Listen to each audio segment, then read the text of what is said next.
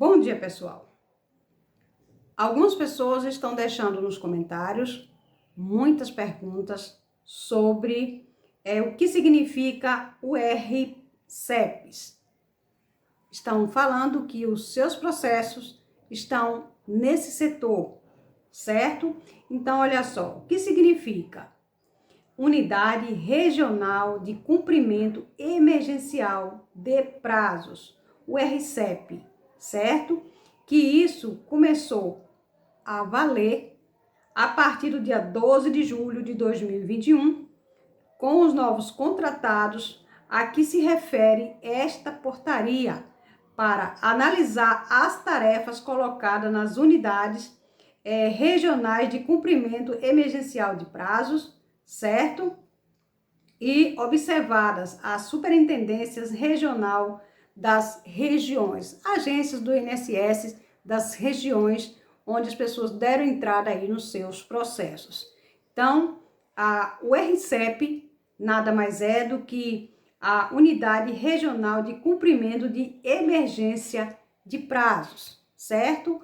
Onde um processo, um lote de processos foi determinado para uma unidade regional, uma superintendência, e ali houve um tempo que ultrapassou o prazo.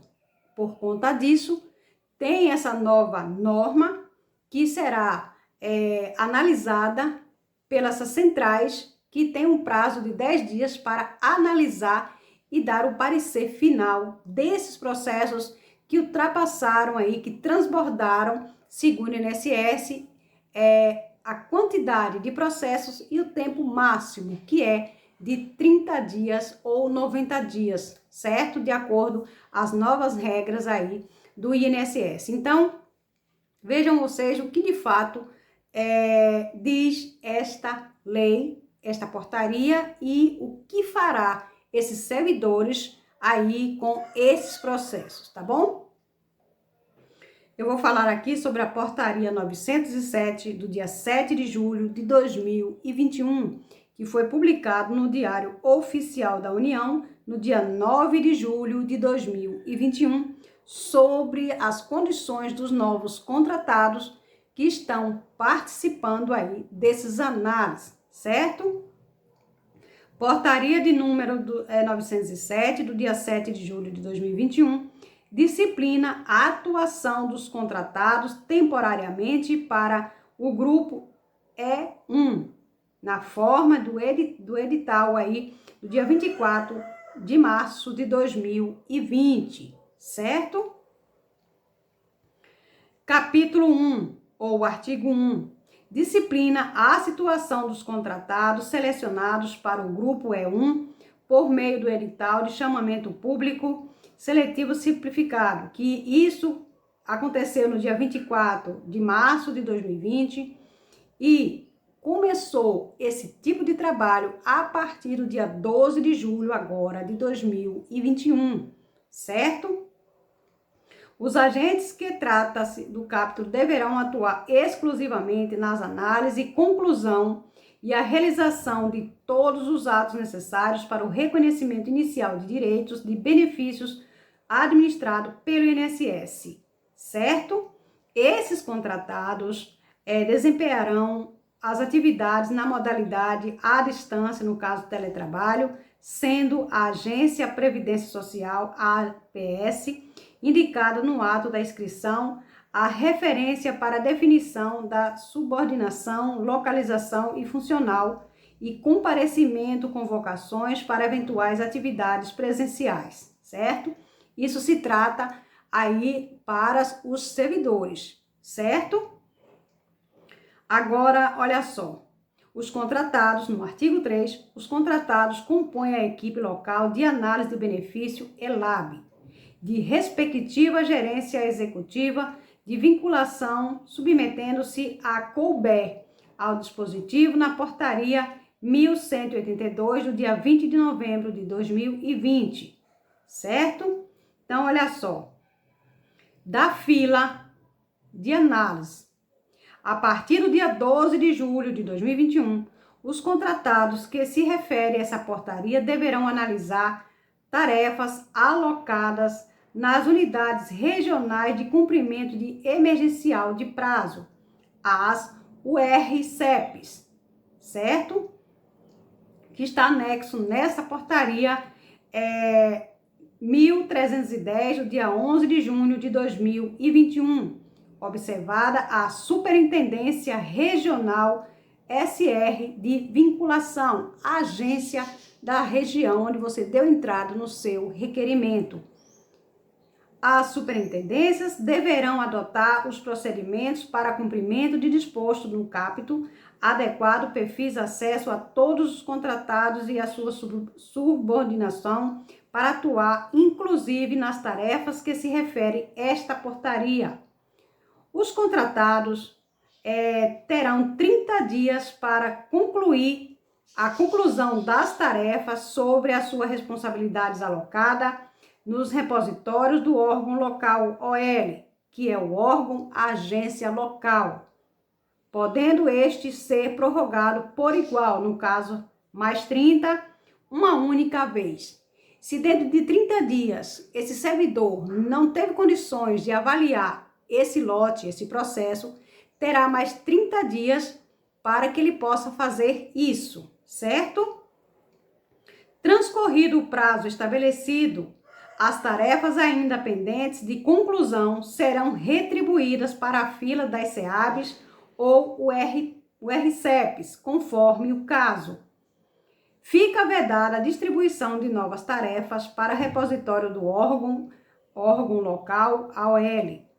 Os contratados deverão adotar o sistema gerenciador de tarefas JET dos seguintes procedimentos: puxar a próxima tarefa da fila, analisar e adotar todos os procedimentos pertinentes ao processo administrativo eletrônico. O contratado não deverá puxar nova tarefa da fila enquanto não houver tarefa pendente de análise ou procedimento. No caso, ele não pode pegar outra tarefa, outro processo, enquanto ele não terminar aquela, certo? Todas as tarefas que estiverem sobre a sua responsabilidade do contrato em que não desempenharem das suas ações e devem ser sinalizadas com status de ou exigência ou subtarefas vinculadas. Poderá haver transbordo de tarefas entre as URCEPs, de modo a atender o prazo de 10 dias estabelecidos anexo, certo? Da portaria 1310, do dia 11 de junho de 2021, e o transbordo de tarefas entre as UERPs ocorrerá desde que as UERP receptora esteja com prazo conclusão de requerimentos de todas as espécies, certo? De acordo com o anexo 1, com a portaria de número 1310, do dia 11 de julho de 2021, e após prévia anuência da superintendente regional, a quem competirá a adequação da URCEP para reconhecimento das tarefas oriundas do transbordo, aquelas que tiveram aí grande volume e não deram conta de analisar essas tarefas, esses processos. Caso existam tarefas a serem trabalhadas em qualquer URCEPs, poderão ser remetidas para tais unidades requerimentos provenientes de outras filas, cujo prazo ordinário para conclusão das análises esteja próximo ao vencimento, no caso, 30 dias ou 60 dias, certo? Os contratados serão devido, no caso, um abono de R$ 57,50, certo? Por processos concluído. Para o fim do disposto, considera-se concluído o processo de requerimento inicial quando for proferida a decisão de indeferimento ou deferimento, além do requisito listado no inciso 1, para que o processo seja considerado concluído, precisam ser cumpridos todos os procedimentos no sistema corporativo pertinentes, bem como os requisitos necessários do processo administrativo eletrônico, certo? Caso, se um processo cabe recurso, certo? Se cabe recurso administrativo no processo concluído, não impede o pagamento do contratado. E, se esse processo cabe recurso, esse servidor receberá esse abono do mesmo jeito, certo?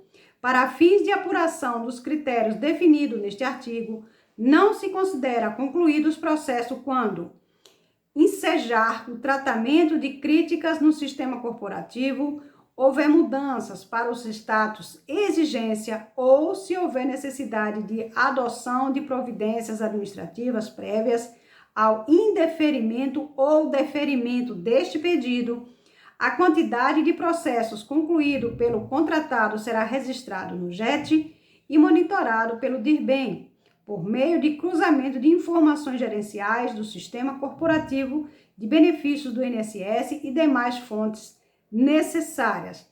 Apenas serão contabilizados as conclusões de análise de processos administrativos de tarefas escritas no anexo da portaria do INSS 1310 de 2021, que constem na filas indicada na portaria mencionada no inciso anterior, em que outra seres definida com prévia anuência do DIRBEM.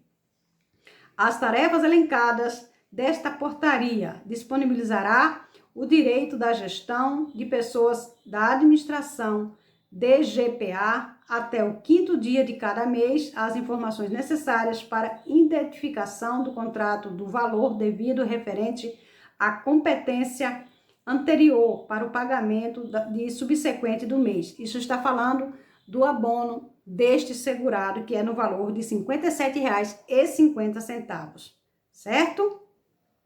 Então, está aí, pessoal, na realidade, é o que significa, certo, a URCEP. Então, se seu processo foi para esse setor, significa que está dentro dessa regra, dentro desse trabalho, que será analisado todo o seu processo dentro de 30 dias, mais 30 se eles não derem tempo, e mais 10 dias para dar a conclusão total aí, encerrar esse processo para que eles possam pegar outro processo. Não pode ser deixado no meio.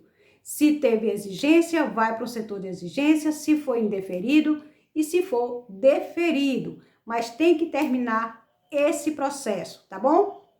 Então, se foi parar aí, com certeza houve transbordo, houve aí atrasos, e isso está próximo do prazo de perder aí, porque tem que ser com 30 ou mais 30. E se dentro de 60 dias houve essa falta de avaliação, eles têm um prazo de 10 dias para dar aí a finalização desse processo. Então, aguarde aí as informações no seu status do meu INSS, pois é muito importante, certo? Pois alguns processos estão tendo aí esse andamento importante dentro do sistema do INSS. Um grande abraço, que Deus abençoe e até o próximo vídeo.